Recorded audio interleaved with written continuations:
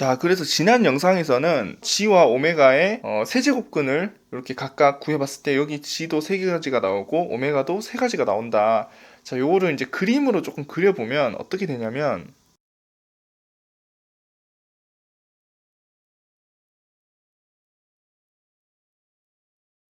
자, 그림으로 그리면 이렇게 됩니다. 그래서 여기가 G1, G2, G3, 그 다음에 여기가 오메가1, 오메가2, 오메가3. 자, 이렇게 나오는 거죠.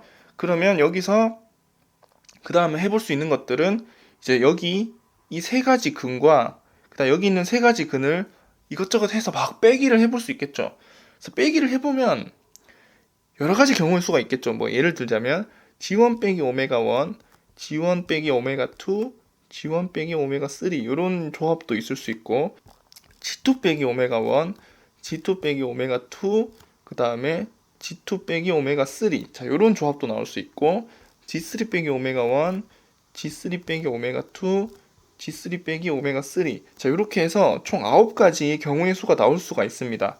G랑 오메가가 그 세제곱근이 이제 각각 3개씩 나오니까 그것들의 차이를 계산하게 되면 이렇게 이제 9가지의 경우의 수가 나올 수가 있는데, 그럼 그 중에서 실제로 근은 어떤 것들이냐를 생각을 해봤을 때, 자, 이런 것들을 빼기를 하게 되면 결국에는 우리가 이걸 이제 벡터적으로 생각할 수가 있는데, 이제 벡터로 생각을 해봤을 때 예를 들면 이제 G1 빼기 오메가 1이다. 그러면 이거는 오메가 1에서 G1으로 가는 이렇게 생긴 벡터가 하나 만들어지고요. 그 다음 G1 빼기 오메가 2는 오메가 2에서 G1으로 가는 이런 벡터.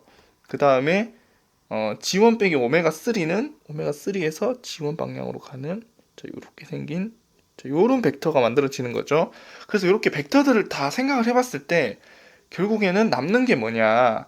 자, 남는 거는 실제로는 X축에 평행한 애들만 남습니다. 결론은 자, 그래서 어떤 것들만 남을 수 있냐면 G3 빼기 오메가 3, 그래서 요 값이랑, 그 다음에 G1 빼기 오메가 2, 요 값이랑, 그 다음에 G2 빼기 오메가 1, 자, 요 값. 자, 요렇게 3개만 남을 수 있습니다. 자, 이거는 왜 그러냐면 요걸 좀 정리를 해볼까요? 그러면 G3 빼기 오메가 3에 남을 수 있고, 이제 나머지는 G3 그런 거 다 안 되죠. 그 다음에 G1 빼기 오메가 2 남고, G2 빼기 오메가, 자, 이렇게 해서 자, 이런 것들 다 날아가는 거죠. 그래서 남는 거는 이제 요거 3개만 이렇게 남게 된다. 자, 이거는 왜 그러냐면 당연히 이제 결론이 x축의 평행한 값들만 가능하기 때문인데, 이건 이제 여기서는 이제 복소 평면이기 때문에 실수축의 평행한 애들만 가능하다. 그건 왜 그렇죠? 그거는 방정식의 3차 방정식의 근이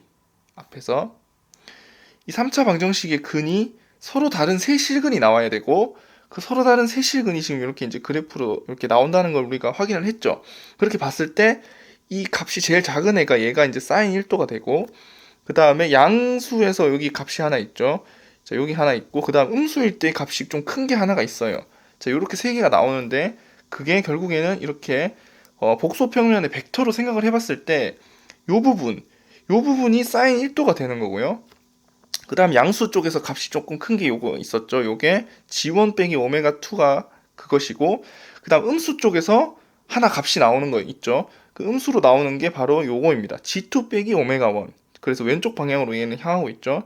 자, 요게 그 음수에 나오는 실근 하나가 되는 것이고, 이렇게 되는 겁니다. 그래서 결국에는 어떻게 되냐면 우리가 찾고자 하는 것은 바로 요게 사인 1도다. 그래서 G3 빼기 오메가 3, 얘를 이제 2로 나눠야겠죠. 얘를 나눈 게 사인 1도가 된다. 자, 여기까지 됐죠. 자, 그러면 G3는 오메가 3는 뭐냐? 자, 얘가 G3죠. 얘가 G3고 얘가 오메가 3죠. 그죠? 자, 그래서 이거를 표현을 하자면, 자, 2배의 사인 1도라고 합시다. 자, 2배의 사인 1도는 뭐 세제곱근 G 빼기 세제곱근 오메가. 자, 이렇게 된다는 거를 했었는데, 자, 이게 이제 더 가면, 자, 얘는 G3 빼기 오메가 3. 자, 이렇게 되고,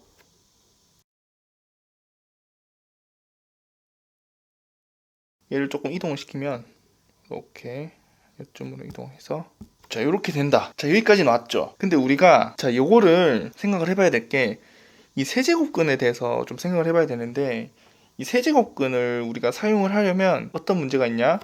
세제곱근은 아까 요 세 개 중에 그쵸? 이 G의 세제곱근 이렇게 세 개가 나오는데 예를 들어서 우리가 이거를 그냥 단순하게 세제곱근 G 이렇게 표현을 한다. 그렇게 했을 때는 우리가 첫 번째 값 얘를 가져가기로 했었죠. 자, 얘가 세제곱근 G가 되는 거죠. 그 다음에 오메가도 얘가 세제곱근 오메가가 되는 거죠. 자, 그래서 요걸 가지고 표현을 할 겁니다. 자, 요걸 가지고 표현을 하면 어떻게 되냐면 결국에는 이 첫 번째가 나오게 되는 거죠. 얘네들이 나오게 되는 거죠. 그래서 결국에는 우리가 세제곱근 G에서 세제곱근 오메가를 뺀다라는 것은 결국에 G1에서 오메가 1을 빼는 게 돼요. 그러면 어떤 벡터가 나오냐면 G1에서 오메가 1을 빼는 거는 이렇게 생긴 벡터가 나오죠. 근데 사실 이거는 우리가 원하는 벡터는 아니죠. 우리가 원하는 벡터는 사실 이거잖아요. 그죠? 이걸 원하는데 지금 벡터가 이게 나오는 거죠. 자, 그래서 또 어떤 트릭을 쓰냐? 자, 얘를 이쪽으로 이렇게 마이너스 120도를 회전을 시켜줍니다. 자, 얘를 이렇게 마이너스 120도 회전을 시켜줍니다. 그러면 우리가 요걸 얻을 수가 있다. 자, 이런 식으로 접근을 하게 되는데, 자, 그래서 최종 결론은 어떻게 되냐면 사인 1도는 자, 이렇게 돼 있었죠. 근데 여기서 요 값들이 아까 전에 G1과 오메가 1이 된다는 거죠. 얘네들이 G1, 얘네들이 오메가 1이 되니까 그거를 우리가 실제로 원하는 값으로 바꿔주기 위해서 조금 트릭을 쓰게 되는데 거기서 트릭을 쓰는 게 마이너스 120도 회전 값을 좀 고치면 어떻게 되냐? 마이너스 120도를 회전해주면 코사인 마이너스 120도와 자, 이렇게 해서 요걸 이제 앞에 곱해주게 되고 여기다가 여기 있는 요 숫자들 이걸 그대로 가져올게요. 그래서 자, 요 값을 이렇게 가져오겠습니다. 자, 이렇게 되는 거죠. 자, 그래서 얘를 좀 정리를 하자면 얘는 마이너스 2분의 1에 자, 이렇게 되고 여기 이제 뒤에 붙어 있겠죠. 그 다음에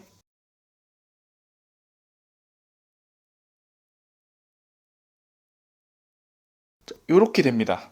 자, 이렇게 되고 자, 이걸 이제 최종적으로 정리하면 복잡하긴 한데 이제 사인과 코사인 이걸 이제 다 없애서 어떻게 되냐? 아주 복잡하긴 한데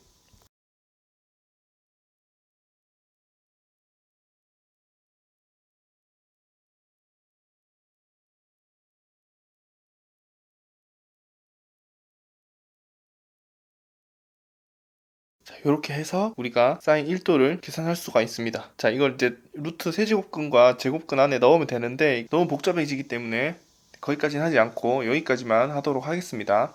자, 그래서 사인 1도의 정확한 값을 한번 구해보는 과정을 쭉 해봤는데 기본적으로는 사인 1도까 사인 3도까지는 그래도 좀 구하는 것이 어렵진 않았죠. 사인 3도 같은 경우에는 우리가 구하기가 조금 수월했는데 사인 1도로 넘어가게 되면 이 3차 방정식을 풀어야 되고 이 3차 방정식을 푼다라는 것이 실제로는 이 복소수의 세제곱근 이런 것들이 이제 막 포함이 되어 있고 그렇게 하다 보니까 이게 이제 어떤 이런 복소수로 근들이 3개씩 나오게 되고 그런 것들을 이제 막 이렇게 이제 풀다 보면 이렇게 복소 평면에서 그럼 그 어떤 근들의 조합을 또 찾아야 되는 문제가 있고 그리고 이제 정의를 했던 이 세제곱근에 대한 정의, 이제 세제곱근 복소수인 경우에는 그걸 어떻게 어떤 값을 대표의 값으로 쓸 것인가 했을 때 이제 우리가 이런 것들을 대표 값으로 쓴다고 했었죠. 그러다 보니까 우리가 원래 찾아야 되는 사인 1도는 사실 여기 있는데 이제 요 벡터를 계산해야 되고 그거를 이제 마이너스 120도로 회전을 또 시켜줘야 되고 뭐 그런 복잡한 과정이 있었습니다. 그래서 그런 이제 쭉 복잡한 과정들을 거쳐오면 결국에 이렇게 된 사인 1도라는 것은 자, 이런 값으로 우리가 표현을 할 수 있다. 그래서 이번 영상은 여기까지 하도록 하겠습니다.